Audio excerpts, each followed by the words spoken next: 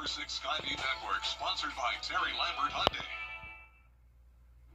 Right now on News Channel 606, strengthening small businesses in Augusta, how a new initiative is working to accelerate the process. As your News at 6 starts now. Live from Television Park, this is WJBF News Channel 6 at 6. Good evening, everybody. I'm Brad Means. We do thank you for joining us on this Friday. Jenny is off tonight. Coverage you can count on begins with a brand new nonprofit that's going to help small businesses get off the ground. They cut the ribbon on it today. Kim Vickers was there.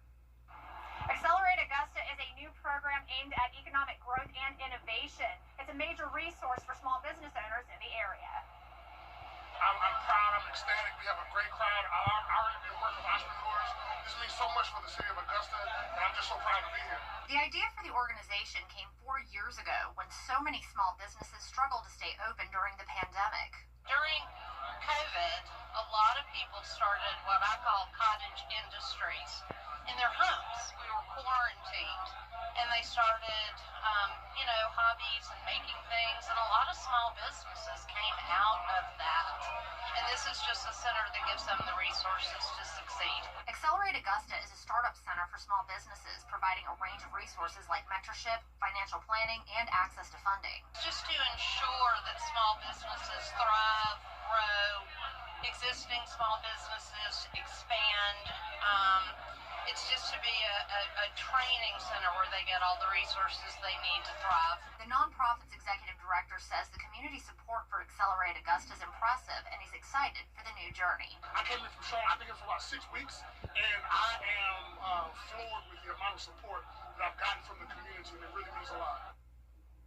The city of Augusta owns this building, and they're providing it to Accelerate Augusta rent-free for the next 20 years. In Augusta, Kim Vickers, WJBF News Channel 6. Our chief meteorologist, Tim Petranci, back with us now, and you can tell by looking at Kim and that story that it was very windy today. Yeah, definitely a steady breeze coming out of the northeast. It's been that way over the past couple of days, and that wind will continue into the weekend with the cloud cover persisting as well. Very overcast right now. This is our Terry Lambert Hyundai Skyview cam over at Augusta Regional Airport. We are watching the cloud cover come in due to this area of low pressure off the coast. A lot of showers associated with it, and then even a batch of showers just to our south and west. Here in the CSRA, it's mostly dry other than a few sprinkles with temperatures in the upper 60s to low 70s. Much cooler than normal even for this time of the year. 67 in Wrightsville, 68 in Lincolnton, and Aiken, Augusta at 69. It was already on the cooler side yesterday, but now it's 7 degrees cooler in Augusta than this time yesterday, 10 degrees cooler in Louisville. Now, even though we do have more moisture moving in with the cloud cover, dew points are still in the comfortable range in the 50s, but we're going to see that moisture increase as we go into the weekend. Now, those winds are coming out in the northeast, 10 to 15 miles per hour sustained, and the winds gusting up to around 20 to 25. Later on tonight and tomorrow, we do have the possibility of gusts up to 35 miles per hour. So for the rest of your evening, around the 70-degree mark until we get to around 9 p.m., then Augusta dropping to 65. Looking ahead, we do have those rain chances back into the forecast Saturday and Sunday, but we will return to sunshine on Monday. I'll have a look at your future cast and everything you can expect coming up, and back to you, Brad. All right, look forward to it. Jenna, thank you. A woman in Edgefield County is facing charges in the death of her father. 78-year-old James Wheeler was reported missing in June. Well, Thursday, deputies got a search warrant for a home on Copeland Circle, and they say they found Wheeler's body. His daughter, Monica Lee Wheeler Walton, is accused of murder and desecration of human remains. There is going to be an autopsy. South Carolina stepping up its efforts to fight dementia. It is a big problem in the state. The General Assembly has given $10 million in the past 2 years to the Alzheimer's Association to research the illness and to come up with the state Alzheimer's Disease Research Center eventually. 1 in 10 South Carolinians over 65 has Alzheimer's, making the mortality rate in the state 8th in the country. We have seen more outreach to communities, more education to workforce, early detection and diagnosis of mild cognitive impairments in the earliest stages of the disease, and incredible biomarker research. The doctors say 80% of people in South Carolina with dementia actually have a mix of different types. In fact, one doctor says he often finds 4 separate brain diseases in one person. The temps are cooling down, as Jenna showed us. The leaves are changing color, and you know what that means. It is fair season. Even with the devastation from Hurricane Helene last year, the Western Carolina State Fair in Aiken was one of the events that still went on as planned. People going there to get their minds off the storm. And this year, it's back with more excitement. That fair runs until October 19th, gates opening at noon Saturday and Sunday, and then 5 o'clock Monday through Friday. Georgia lawmakers are pushing the benefits of electric vehicles. Data from tonight, the 378 war between Washington Wilkes and Lincoln County is going to be extra special. Washington Wilkes athletic director leading an effort to pay tribute to an opposing coach. Lincoln County's athletic director and defensive coordinator Parker Martin was diagnosed with colon cancer just 2 months ago.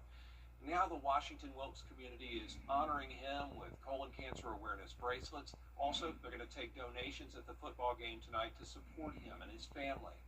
Hope's a nurse. He's a teacher and coach, and they're raising 3 small children. To have to go through this struggle, we just want to be there for them and show them some love and support. Kind of blows you away. You know, you never really think of yourself being in this situation, but then you're overwhelmed and you almost don't feel worthy. Coach, you get well soon, please. Martin used to coach at Washington Wilkes, and his wife's parents spent their whole careers working in the Wilkes County school system. A community open house held today. The Academy of Richmond County is just beautiful now. Look at it. Staff and students celebrating that $40 million project. 2 years to plan it, 2 years to build it. The interior has everything. Modern classrooms, collaborative learning spaces, and safety upgrades. It's beautiful. This is my first time being back in the school since I graduated, so it's beautiful. It's breathtaking. It's beautiful. Y'all did a lot of hard work, and it's beautiful. Yeah. Nothing like school was 45 years ago. The floors, it looked like a house. It doesn't even look like a school. Maxine and Olga having a big time in today's celebration, all a part of homecoming activities as the Musketeers get set to take on West Lawrence tonight. Kickoff at 7:30. Still ahead, the government shutdown continues. We'll have the latest as federal workers are now being fired. Former White House chief strategist. And Jenna's back with us now with the weekend outlook, and some rain's coming. Yeah, rain is on the way. The cloud cover isn't going anywhere, and it will still be breezy as well. But next week looks like a completely different story. I'll have your full Vapor 6 forecast after this break. October 9th and 10th, we're hosting an exclusive. The WJBF Live Viper 6 Skyview Network is sponsored by Terry Lambert Hyundai. Low prices, big selection, and committed to quality customer service. Now, your most accurate forecast with WJBF Live Viper 6. Welcome back. It's a cloudy Friday as we start out with a look at our Terry Lambert Hyundai Skyview cam. Not an ounce of sunshine out there, and temperatures are on the cooler side. We're actually now down to 69. We briefly got to the 70-degree mark today, and we have a northeast wind, making it feel even cooler, coming in at 11 miles per hour.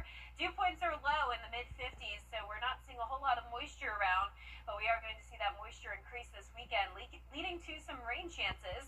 Now, those current temperatures showing some mid-60s here, 66 in Thompson and Gibson, 69 in Sylvania, 68 in Barnwell, but nearly everyone is now below 70 degrees.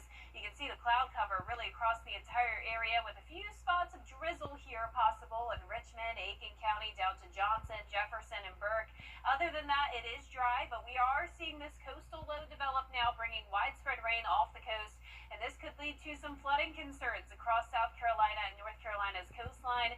We also have this upper level low situated right across the CSRA, and this is going to trap a lot of moisture in, leading to some increased rain chances this weekend. So originally it was looking like it was going to be a pretty sunny and dry weekend. Now those rain chances can continue to ramp up. 30% chance Saturday and a 40% chance on Sunday. Could increase even more from there. It is looking pretty likely for the chance of widespread rain with some heavier downpours on Sunday.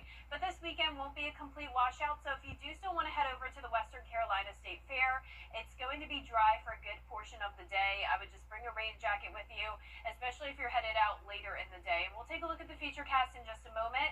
The lake wind advisory does continue through tomorrow morning, but even after that, it's still going to be breezy. Gusts up to 35 miles per hour through tomorrow morning, but still gusts up to around 25 the rest of counties.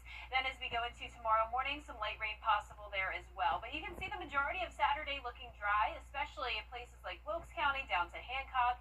Higher likelihood of rain over in places like Aiken County down towards Vanburgh and Allendale. So once again, that could impact the fair Saturday evening, and then showers continue into Sunday morning. And then look at all of this moisture coming in.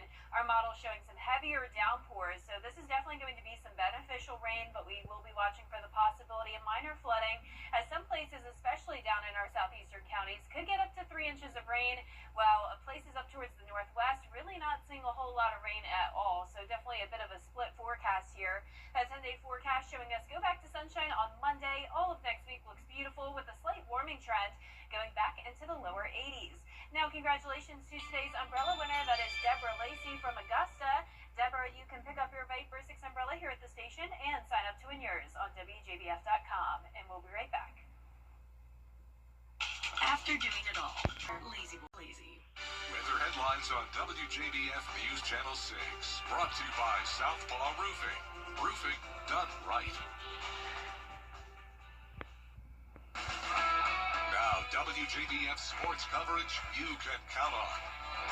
The 378 war between Lincoln County and Washington Wilkes has an extra special meaning tonight. Now, as mentioned earlier, the Washington Wilkes Tigers are paying tribute to Lincoln County Athletic Director Parker Martin, who is currently battling colon cancer. But in addition, they're retiring a special jersey at halftime. Dacus Turman played at Washington Wilkes High School from 1999 to 2000.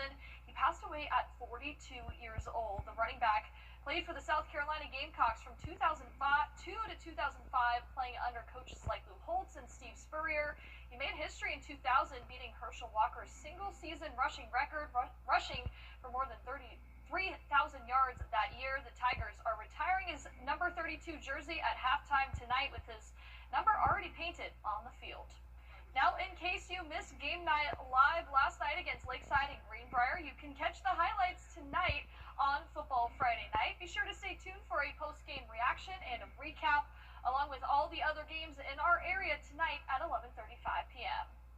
Now, there are just a few hours left to cast those votes for our Football Friday Night Player of the Week. This week's nominees: Mercer Barton from Harlem, Sedarius Johnson from Warren County, Barnwell's Nehemiah Brown, Parker Brantley out of Greenbrier, Preston Smith out of Midland Valley, Michael Edwards from Butler. The poll closes at 11 p.m. tonight. We will announce the winner on Football Friday Night.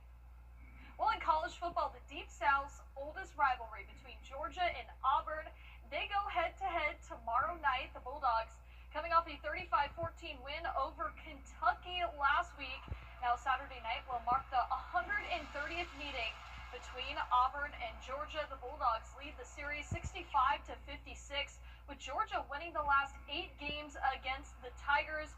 Georgia defense this year allowing an average of 18 points per game, while the Tigers surrendering 16 points.